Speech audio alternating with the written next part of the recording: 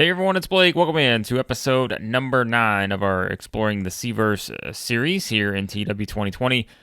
We are going now to OLLIE, and this will be kind of a fun one. I'd actually originally said in the previous video, I think it was the Burning Hammer one, that we were going to do WLW, but I wanted to bring up OLLIE before we got there because this is actually this has been one of my favorites over the years.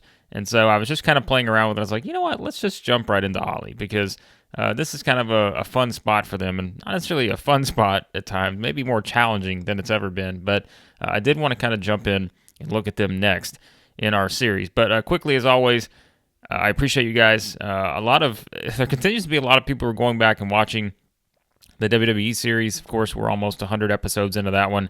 We just did the Royal Rumble a couple weeks ago. Our state of WWE, all that's there.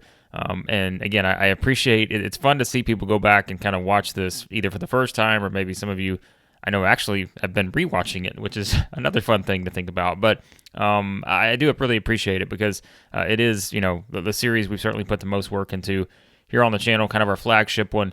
And even though it's been a little off and on over the past several months, it is something that we're still working on. It's just, I think I've told you guys before, this is kind of work-wise, this usually is my busy season from about January to March. And so it's kind of hit or miss, but I'm going to do my best to at least get you one video every week, even if it maybe isn't the one necessarily, from a WWE or WCW, AEW save, which I still have the AEW one ready. I just have not put it all together yet to be able to publish it. So I appreciate you guys, again, all the great support. And if you're just joining the channel for the first time, you're just coming in via the CVerse series, there's a lot of videos here that you can go back and watch that are still relevant with the 3 different saves we've done outside of this one. So again, I really appreciate it. But let's talk about OLLIE for a second because this is an interesting promotion. And now in the small range, 10th in the world, even at small, and we'll talk about that in a second in terms of the size. But look, this is kind of that classic. I mean, we kind of talked about this with, I guess, Burning Hammer in Japan, but this is one that's kind of always been there, right? Like in the Mexico wrestling scene lore here, it's the people's promotion, as we see. And so you can think back to the glory days of this promotion, but now what has happened, right? You've got sort of a situation where you don't even have a TV show. Some even claiming the decline is not going to end and the company's going to go out of business soon, which is certainly a possibility because this is a challenging company, I think, to work with, but also think that makes it kind of fun because, you don't have a ton of money. You got $100,000. Something quickly I'll point out, you have $100,000, and it's worth noting, remember, everyone's on a handshake deal here. So that is a challenge in and of itself, knowing that, there is a company in Mexico, I think, that we all know who that is, that could very well take all of your stars, perhaps, or some of your better wrestlers on the way up. And so that is kind of something, too, to think about, just kind of knowing, the possibilities there in terms of, hey, everyone's kind of on one of these deals, and when you look at, like, EILL, all the money, $12 million, can certainly go out and take some stars. And I think that's just kind of inevitable when you look at kind of the state of where OLLIE is. And that's why, like I said, this is one of the maybe tougher ones. If you want to jump in and give yourself a challenge, I've kind of done this a little bit. Haven't started a long-term save with them. And this one, I didn't. TEW 2016, this was my longest save, was OLLIE. Because I just kind of, I jumped into the roster. I loved kind of the pairings and all this other stuff. I liked a lot of different things about it. And it wound up being kind of one of my most exciting ones I've done from a CVerse standpoint. But now it is a little bit different because, again, you just got a lot of challenges in place here. And the good news, I think, is when you look at the size. So you're 29 across the board here, except for in this, your home region here, 49. But, you're not that far off from medium because you have to achieve 59 here. And then you got to get 35 in all of these other areas, which is pretty doable when you really think about it. Now, again, that's going to depend on your roster, and the roster I think can support it, as we'll see.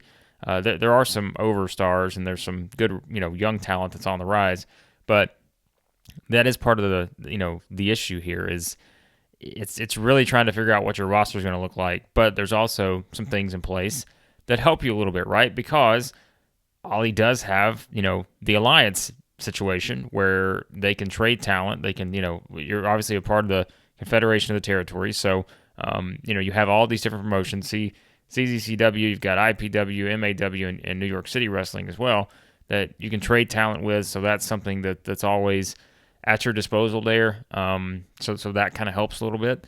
And so I think that's, that can be something you can work with. But again, I'm going through this because I haven't really played a long-term save with them in this version of the game, but I do still see some of those things where I'm like, that would be, exciting to do, but I'm also like, boy, it's going to be really hard to be able to kind of push them forward back to where they used to be. So it is the ultimate sort of, can you return the company to the previous glory type narrative here if you want to play that route. All right, the product, as you would expect, it is the classic Lucha Libre style, where, match quality is going to be a little bit more important here. Main event spotlight is on, so that means, of course, everything is built around your main event, which I think for the way most people book, that's usually the case, but a little bit more importance there just because it is main event spotlight. It's not regular focus. So that is, a significant situation there. And again, you're doing kind of a family-friendly approach here. Again, the classic Lucha Libre style. Your strict, Technico Rudo divide here. So it's kind of, again, what you would expect from a classic, Mexico promotion here. But you also have a women's division, and that's something that can be appealing. And when we look at the roster in a second, you're going to realize that actually some of the bigger stars, or let's say this, some of the stars with the best star quality are actually from the women's division. And there's a lot of, younger talent there too that can be something else you can use as, sort of a built-in goal perhaps, or an objective that you want to continue to grow the women's division. That's something there. And something else to keep in mind here too, we just went from doing Burning Hammer in the previous one, and you want to talk about a difference, right? This style, of course, is way easier on the workers. So, you don't have that wear and tear. You have people who can work a little bit longer, age-wise probably, which is going to be important because our top star, Nicholas Lopez, I think he's, 44 now? So that is something, too, when you really think about it from a product standpoint. But not a lot, that would be that surprising there with that one. But the event schedule, your usual pay-per-view schedule here, basically, it's one a month. Your season finale is going to be Lucha Slam in April. You've got the trios event. I like kind of having this, a nice theme here to have basically night of the trios, so all trios matches. You can have some fun with that because there is a trios belt as well. So that can be something that's kind of fun to build towards, and that's where I think having the alliance helps, where you can bring in some talent to put together in some of these trios matches. So yeah, I think that's kind of a fun thing to look at. And of course, the challenge is going to be, can you eventually secure a TV deal of some sort? Because right now, it's a small company, and that's something that you can work towards, right? Because, the financial situation is the one that, yeah, it's just going to be tough, I think. When you really look at the financials, you're going to have to get very sort of detailed in terms of how you approach that. And so, yeah, that's something else because it is a small company. Everyone's on a handshake deal now, but that's where that jump to medium, if you can just get there and hang on to some of the important pieces to get to that point, I mean, that can be a game changer for this kind of company, going from small to medium and kind of getting that momentum back. So, yeah, I think that's, again, something that's a quick aim right out of the start there is to go for that. So, yeah, so again, normal event schedule, not a whole lot of note here. It's no TV and everything. So you can book this as a one show a month type deal, or you can, change the schedule as you wish. Titles, the usual set of titles. Now the women's championship here is, a new championship as we see, introduced, newer in the realm of OLLIE history because this is 2011. So newer in that sense, hasn't been around for basically a decade, but there's no, picture here. I know that some can matter sometimes when you have the visual, but all the other championships do have pictures here to work with. And again, it's your usual, your universal champion. That's not Roman Reigns. That's Nicholas Lopez, the all-time star here for OLLIE. But, you've got your tag titles, your trios titles, and you've got your mid-card belt here in the Mexico title. So yeah, I mean, not a lot that stands out there. But again, you do have the women's division, and that can be very appealing if you want to try to make that something, that's part of it. All right, some other stuff here quickly, and then we'll look at the roster. Backstage atmosphere is good, 100%, so not a lot to, worry about there. a lot of positive influences. So that's always a good thing. Certainly, of course, it's a small promotion. You don't have any child companies, developmental, no training centers, any of that. So that's again not a surprise there. Again, your finances, you're really going to be looking at this because this is one that's going to be a big part of what this company does. But I think you can get by roster-wise having the alliance in place and everything like that. Relationships, again, all the sort of positive relationships with people in the, and looking at it in the alliance. So that's important. Plus, if you go beyond that, you do have a positive relationship with CILL in Mexico. So, again, that's something where you can trade talent with them too. So you've got some talent that's actually in Mexico, which the alliance there's no one else there, but that is something that you have too to maybe bring up from a smaller company in Mexico to maybe find some younger talent there or whoever to bring in for some of these events. So that is important there as well. All right, let's look at some of the roster stuff here because this is where it gets interesting. Because like I said, I thought the roster's always been pretty fun to look at, and of course I like the 2016 version a lot more. But this is still one that I think that there's some interesting pieces here.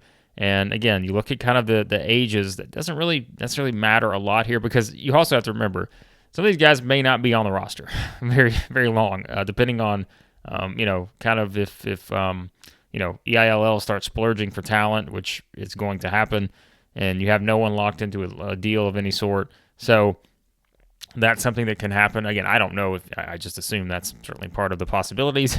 I haven't played a long-term save again with this one in 2020, but still, I mean, this is one where you just kind of know what to expect. But I think the nucleus here of the starting roster, which how many people you can keep, that may be another story, but the starting roster is kind of fun because, you do have kind of your mainstay in Nicholas Lopez, 44. Now, again, there's always a possibility he could retire very soon, which would not be great because he is the top star, essentially, in the promotion. But, you do have some kind of, rising stars, too, in terms of, like, this one here, Extraordinary Joe Jr., he is at 31, so, that's someone who's kind of carrying that top tier, and I think right now, he's going to be kind of your top challenger in terms of looking at that. But you've got some young people that are going to be potential rising stars. Blue Phantom here has got 86 star quality, decent in-ring worker, popularity not terrible to start with. So like these can be projects, right? Like these can be people you can build up, and the hot prospects here. Here's kind of a fun storyline you can play with. Now you've got Phoenix the fourth here, so star quality's there, some good decent working ability.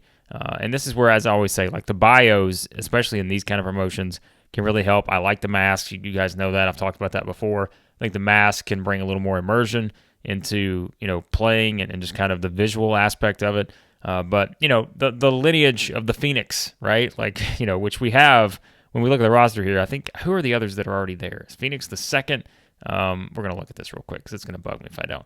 Oh, yeah. So all of them are there. 1, 2, and 3 are all here. Now, of course, number 2 here is still kind of going, but 1 and 3 are not. So that is, there's something you can work with, right? Can you make Phoenix the fourth into the next big thing in terms of following that line of these 3 guys? Like that's something you can do there. Oh, let's go back to creative. So I think that's another kind of fun aspect. You've got some good young stars, as I said, that can be kind of rising up the ladder and everything there. So yeah, I mean, I think it's kind of a fun roster to work with, and it's a more challenging roster, but it's a fun roster. And when you look at some of the other stuff here, I think, like I said, looking at it's a decent group of young prospects. I wanted to quickly bring up the stables. I know I'm kind of jumping all over the place here, but you do have 2 stables, Galactic Force, and you've got the Council of Decay. Something about the Council of Decay I love, because again, the visual aspect, right? Like, look at all of these guys. Hijo del Mephisto, you've got Hellspawn here, Slayer, Phobia. Like, this is, to me, like, this is the ultimate stable. When you look at these guys, kind of being built as the next big Rudo stable in the company. And so I think, that's something where, you can use this stable in a lot of different ways, and I really like, again, just the visual aspect and the ideas you can work with here. So that's something else that can kind of draw you to a save with OLLIE. But of course, you've got the Galactic Force too here with this group, which is just completely different than the Council of Decay. But still, the Alliance from Beyond the Stars. So that's kind of a different aspect too. But I like the stable aspect for this promotion. And the Council of Decay, I think, can be an appealing stable to start with and kind of build a lot of stuff around them. So looking at it there, and when you look at the roster here, you guys know how I do this. I like to look at kind of star quality, what's some of the stars on the roster here. And as I mentioned earlier, when you look at it in terms of just star quality, now some of these people are just managers and that kind of stuff, but you've got, especially if you're looking at it from the women's roster side. I mean, look at Electric Dreamer here. 77 star quality, got 86 on the sex appeal, but you've got a lot of good, stuff here in terms of like talented, skills. Like there's talent here. And so, like I said, though, the thing is, you're basically building, as it says in the bio, you're building your women's division around, Electric Dreamer here, but it's just, once again, it's keeping everyone. You've got manager, people, again, that have kind of some of this, but you've also got someone like Queen Amazon. So you've got kind of maybe your two pillars here of looking at your women's division. So that's another aspect, good star quality, good, decent skills here. So that's something else if you're trying to build it from like the women's standpoint. But you've also got some nice stars on the men's side. I mean, Silver Tiger, always been a favorite of mine. Kind of just still only 35. So it's not, kind of a bad place there. Like we said, Nicholas Lopez, 44, easily the top, star, and he's the champion, and the overness is going to help you get there just because of the popularity. The in-ring skills have declined a little bit, of course, but still, that's there. I really like Mr. Lucha III because Mr. Lucha III may have the highest star quality outside of, he does have more star quality than Nicholas Lopez. Also have some really good skills, and that popularity, once again, is nowhere near what it's going to be. And it's just, but, right, you look at this last line here, and this is what you kind of sparks it in your head. But can OLLIE keep him? Like, can you really keep him? That's going to be the question, because these are kind of the people that if you lose, it really can hurt the roster a bit. So that's really kind of makes this a crapshoot in terms of who's going to still be on the roster, who's not. And so that is a bit of a challenge with this company. But if you're looking for a challenge, I think this is one that you can certainly, look at and see that there's a lot of possibilities. And if you just want to filter it by young talent, which, again, I do this just for fun. I mean, you guys have your own stuff you can filter it by, but, you've got some people, if you're looking at it, decent star quality, decent skills. Because remember, this is in relation to where OLLIE's at, right? Like, we're not comparing this to, let's say, a traditional WWE where everybody's got to be in the 80s or something.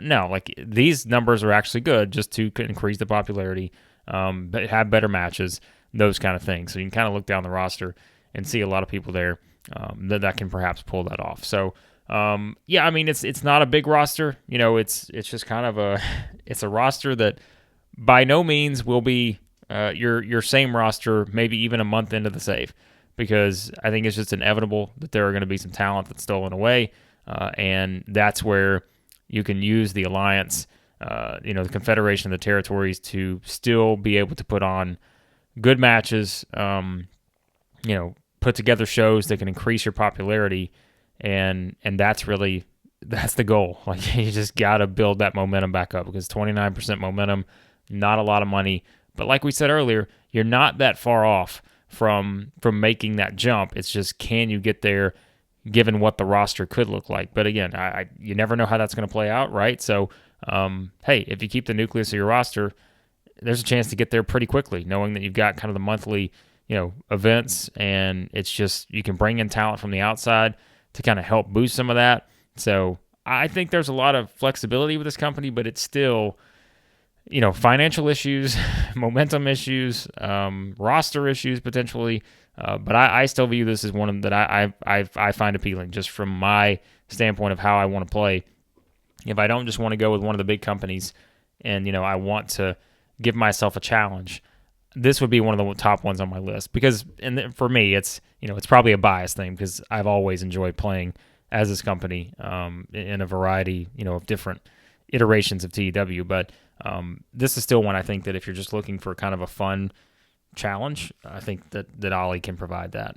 So yeah, that's kind of an overview of OLLIE, because I do think it's one that, if you want to kind of branch into different game worlds, go into different places, this can be a fun one to think about, because not a huge roster to work with. You're not juggling, 100 wrestlers, but you do have some drawbacks if you go this route. But you also have, the upside of potentially building it back up and kind of relaunching things from there. So there you go. There's a look at OLLIE there. The original Lucha Libre is eternal. And that, again, is one that you can put on your list as the possibilities here to start a save with in TEW 2020. And as always, be sure to like, share, subscribe, all that good stuff. Go back and you can watch the previous editions we've done here. We've already looked at this is going to be our 9th. Yeah, so hey, we've already got 8 other episodes. You want to go back and watch the rest of them here in the series. And you can go through the other series in the archives, of course, that we've got, the WWE 2022, which we made it into 2022. Save. We're almost 100 episodes into that one, so if you've not watched that yet, you've got 100 episodes, or 95, 96, I don't know where we're at, somewhere in there to work with. You can also check out the AEW and WCW saves. Those are about 15 plus episodes each. So a lot of fun stuff in there. And again, I will continue to get back to trying to get back to a regular schedule here of the way we were doing it before. But it's probably going to be just a bit before we actually get back to doing stuff. The summer, which I know feels far away now, but really it's actually just getting beyond like March, is more of the target range now, I think, when you look at just having a little bit more availability to do more consistent videos and such, and just doing more videos. I mean, you guys know there were times I was doing 4 or 5 videos a week.